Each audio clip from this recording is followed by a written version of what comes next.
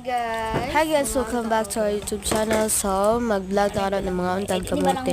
Marami nilingaw-langaw na mo karon kay may gibuhat rami, dili mi mula agron kay because eskwela na ugma tapos mag-training na pod mi og runner. So, magkaon na taron kay gutom kaayo ni ang mama ni JJ nagluto ni lami kaayo sa tanan.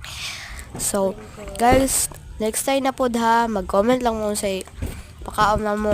Malutuo na naman kadaghan may tanom din kamote, balanghoy, mangga, mga inana.